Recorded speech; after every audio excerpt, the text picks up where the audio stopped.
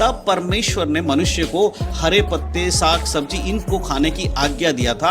अगर हम बाइबल में उत्पत्ति की किताब उसका 1 अध्याय के अगर हम 29 आयत को पढ़ते हैं तो वहां पर परमेश्वर ने आदम और हवा को जब बनाया, मनुष्य को बनाया, तो परमेश्वर को क्या आज्ञा दिया? परमेश्वर ने कहा, फिर परमेश्वर ने कहा, सुनो, जितने बीज वाले छोटे छोटे पेड़ सारी पृथ्वी के ऊपर हैं उन और जितने वृक्ष में बीज वाले फल होते हैं वे सब मैंने तुमको दिया है, वे तुम्हारे भोजन के लिए है। यहाँ पर परमेश्वर आदम और हव्वा को बनाकर यहाँ पर डायरेक्टली मांस मछली खाने के लिए नहीं कहा था। शुरू में परमेश्वर ने उन्हें साग पात खाने के लिए ही कहा था, लेकिन बाद में परमेश्वर ने उन्हें साग पात के साथ साथ मांस मछली खाने की भी आज्ञा दिया था। इसीलिए बहुत सारे लोगों को ये लगता है कि परमेश्वर ने इस वचन को पढ़कर बोलते, देखो तुम्हारे बाइबल में तो ये लिखा है कि परमेश्वर ने कहा है कि तुम्हें साग पात खाना चाहिए, तो फिर मांस मछली क्यों खाते हो? तो उनके लिए एक और वचन मैं देना चाहता हूं। अगर आप उसी उत्पत्ति किताब के 9 अध्याय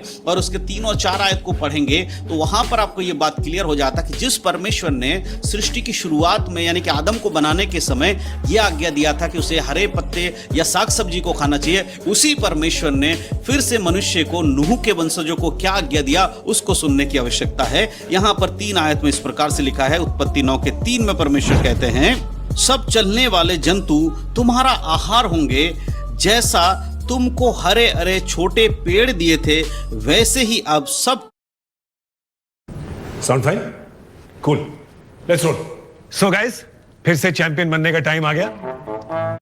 कुछ तुम्हें देता हूं। यहां पर परमेश्वर इस बात को दर्शाते हुए कहते हैं कि जैसे तुम्हें पहले मैंने छोटे छोटे पेड़ पौधे और उनके बीज, फल वाले बीजों को खाने की आज्ञा दिया था, लेकिन अब से हर चलने वाले जंतु को खाने की आज्ञा मैं तुम्हें दे रहा हूं। अब मांस खा सकते हो तुम। लेकिन यहां पर परमेश्वर 4 आयत में एक और बात कहते हैं, उसको ध्यान से सुनना। 4 आयत में परमेश्वर कहते हैं, पर मांस को प्राण सहित अर्थात लहू समेत ना खाना। यहां पर परमेश्वर लहू में प्राण जो मनुष्य को मारकर खाने के विषय में केवल मना कर रहा है। परमेश्वर कहता जो मनुष्य है उसको तुम्हें मारकर नहीं खाना, क्योंकि मनुष्य के अंदर परमेश्वर की आत्मा है। इसीलिए एक मनुष्य दूसरे मनुष्य को नहीं खा सकता, बाकी तमाम जानवरों को मारकर वो खा सकता है जो उसे खाना है।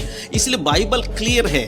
बाइबल के अनुसार मांस मछली खाना पाप इसलिए नहीं है क्योंकि परमेश्वर ने इन सब की सृष्टि किया है और परमेश्वर ने क्या खाना है क्या नहीं खाना है वो परमेश्वर ने बताया, किसी मनुष्य ने नहीं बताया। और जिन मनुष्य को ये लगता है कि ये खाना पाप है या वो है, तो वो सही चीजों को नहीं जान पाते हैं कि परमेश्वर की इच्छा क्या है। बाइबल के अनुसार चलने वाले लोगों को हमेशा याद रखना चाहिए कि हमें बाइबल को फॉलो करना है और बाइबल हमारा परमेश्वर का वचन है। परमेश्वर ने हमें आज्ञा दिया है कि हम मांस मछली खा सकते हैं। लेकिन यहाँ वो शुरू वाली बात मैं फिर से क्लियर करना चाहता हूँ, किसी को कोई जबरदस्ती नहीं है। जो चाहे वो मांस मछली खाए, जो नहीं खाना चाहता उसके संग कोई भी जबरदस्ती नहीं करनी है। अगर एक कलीसिया में एक व्यक्ति मांस मछली खाता है और दूसरा व्यक्ति मांस मछली